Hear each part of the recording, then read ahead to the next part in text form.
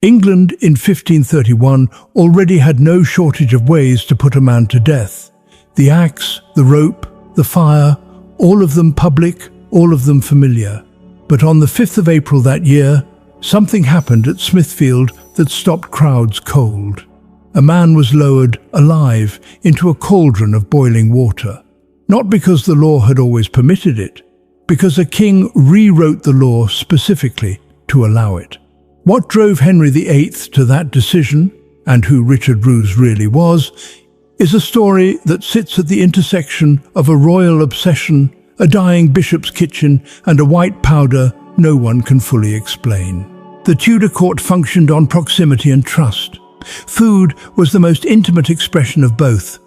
To poison a man's table was not merely to kill him, it was to hollow out the very structure of household loyalty, the bonds between master and servant, host and guest. When that structure cracked in February 1531, it cracked loudly enough to echo all the way to Parliament.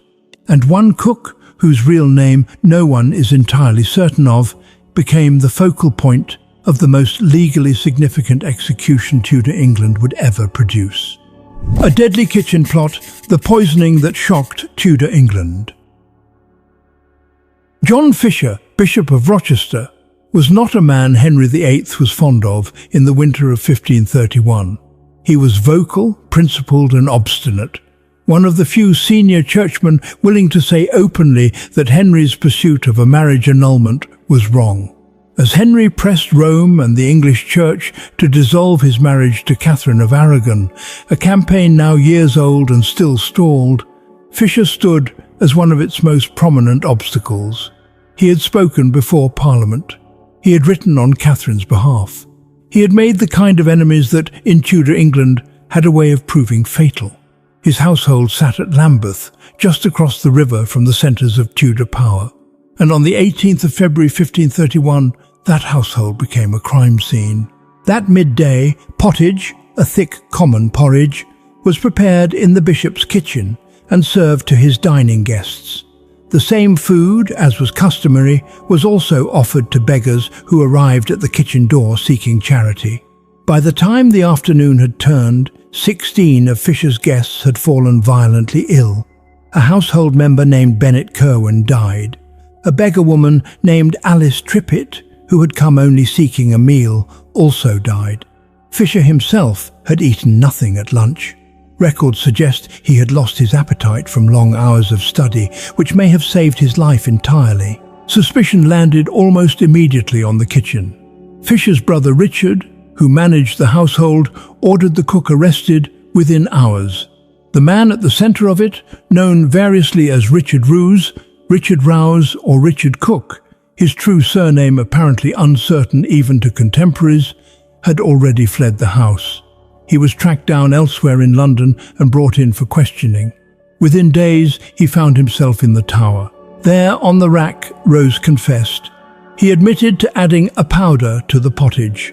His explanation was striking. He claimed a stranger had given him the powder and that he had believed it to be a mild purgative, something to cause discomfort among his fellow servants as a practical joke. He had not intended, he said, to kill anyone. Whether that account was true or was the only story he could construct under torture that might keep him alive a little longer is something no record can resolve. The stranger was never identified. The powder was never recovered. And the two people who had eaten most heavily were dead. News of the poisoning spread quickly through London and Westminster. The scholar Derek Wilson described a wave of horror descending on the propertied classes as the story circulated. Poison was a uniquely disturbing crime in the Tudor world, not because death itself was unfamiliar, but because poisoning required no confrontation, no visible force.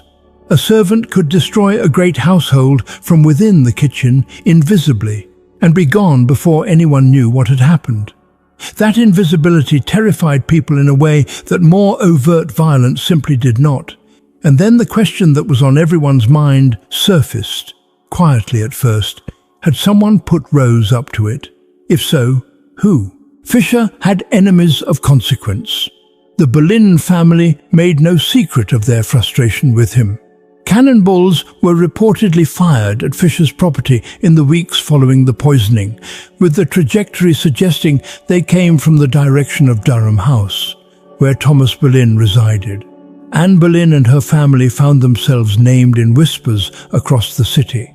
There was no evidence then, and there is none now, that any of them had any role in what happened in that kitchen. But suspicion in Tudor England did not require evidence. It required only proximity to a motive, and the Boleyns had motive in abundance. Confession under pressure, a trial driven by royal fear. Henry VIII did not simply allow the law to take its course. He inserted himself into proceedings with unusual force, and on the 28th of February 1531, just 10 days after the poisoning, he appeared before the House of Lords and spoke at length against the crime. Contemporary accounts record a speech lasting well over an hour. Henry argued that poisoning represented a unique and exceptional threat to civilized order, distinct from other forms of killing precisely because of its secrecy and its capacity to strike at the foundations of household and community trust. No sword, no axe, no visible act of aggression, just something placed quietly in a pot, in a kitchen, by hands that were supposed to be trusted. It was the intimacy of the betrayal, Henry argued, that demanded a response unlike anything already on the statute books. The result was a piece of legislation unlike anything Parliament had passed before. The Acte for Poisoning, formally enacted in 1531, reclassified murder by poison not as ordinary homicide but as high treason, and it mandated a specific punishment to match: death by boiling. The punishment was framed as a kind of judicial mirror. A man who had used cooking to kill would himself be cooked. The act also compared poisoning to the crime of coining counterfeit currency, which similarly harmed not just individuals, but the broader social fabric. Both crimes, in the law's framing, operated through deception and subverted the foundations on which ordered society depended. The Act also contained a provision stripping the condemned of the right to benefit of clergy, meaning no priest could attend the execution to hear confession or offer last rites. Roose would die outside the sacramental framework entirely. What makes the legal handling of Roose's case significant beyond the punishment itself is how it bypassed ordinary process. Roose was not tried before a jury. He was attainted by Act of Parliament, a procedure that effectively allowed the legislature to declare a person guilty and sentence them without a conventional trial. He was not permitted to offer a formal defense. The bill named him, condemned him, and prescribed his death. Historians have noted that this use of parliamentary attainder against a man of no political standing was a legal watershed. Prior to this, attainder had generally been reserved for those whose cases were too politically sensitive for ordinary courts. Great nobles, conspirators, people with powerful connections. Using it on a cook set, a precedent that Henry's government would exploit in far more consequential ways in the years ahead. The Spanish ambassador Eustace Chapuis, writing to the emperor in the weeks surrounding Roose's case, offered a particularly sharp reading of Henry's motivations. He suggested the king had become personally invested in ensuring Roose was punished with maximum severity, partly to deflect suspicion that, regardless of its basis, was circulating about people close to Henry himself. Whether Henry believed Roose had acted alone or suspected otherwise and chose not to pursue it, no record makes plain. What is clear is that he wanted the matter resolved with the kind of finality that made further questions politically awkward to pursue. Roose sat in the Tower through the early weeks of 1531, convicted without having stood trial, denied the rights of his faith, and aware of what Parliament had decreed would happen to him. The law existed now. The date was being set. The location would be Smithfield, the same ground that had witnessed heretic burnings and public spectacles for generations. And the method would be one so extreme that even within a century, the English legal system would decide it had gone too far. Whatever Roose understood of the legal architecture that had been constructed around his case, he had no avenue left. The Act of Parliament was the verdict, and the sentence rolled into one irreversible document. A man with no name that history is certain of was about to die in a way history would not forget. Smithfield's Cauldron, Richard Roose's brutal execution. Smithfield, in the 16th century, was one of London's principal stages for public death. It sat just outside the city walls, open enough for crowds, familiar enough to be associated in the public mind with the theatre of justice. Heretics had burned there. Criminals had hanged there.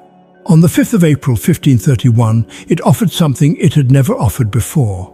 A man boiled alive before a watching crowd. The mechanics of death by boiling were not instantaneous. Sources from the period describe the condemned being bound and lowered, or in some accounts fastened to a chain that could be raised and dropped, into a large cauldron of water that had been brought to temperature over a sustained fire. The Chronicles of the Grey Friars, published by the Camden Society, record an earlier boiling at Smithfield in 1522, in which a condemned man was fastened to a chain and lowered into boiling water repeatedly. Whether Roose's execution followed that same pattern or a variation is not recorded in precise detail. What a contemporary account does preserve is this: he roared mighty loud. Those words carry weight precisely because they are sparse. No elaboration, no dramatization, just that single detail, noted as if the witness could think of no other adequate description. The crowd that had gathered to watch was reportedly shocked and sickened. That reaction itself is worth pausing on. Tudor Londoners were not unfamiliar with public death. They had watched burnings and beheadings with the composure of people for whom such things were routine civic events. That a crowd accustomed to executions found this one disturbing enough to record as qualitatively different says something about what boiling alive actually looked and sounded like. Roose died without confession, without last rites, and without any clergyman present. The Act of Parliament had specifically stripped him of that right. For a man of the 16th century, dying outside the Church's sacramental embrace carried a weight that secular modernity can only partially grasp. It was not merely a harsh death. It was, by the theological framework of his world, a compromised one. Whether the man going into that cauldron understood the full legal and spiritual significance of what had been done to him, no source records. He left behind no final statement, no appeal, no attributed last words. He entered the record as Richard Roose, departed it with a roar, and was gone. The execution's afterlife in law proved almost as revealing as the event itself. The 1531 Act remained on the books for a relatively short time. Under Edward VI, Henry's son, it was repealed. The official reasoning pointed to the punishment being considered simply too extreme, so far outside the ordinary range of judicial killing that it warranted removal from the statute.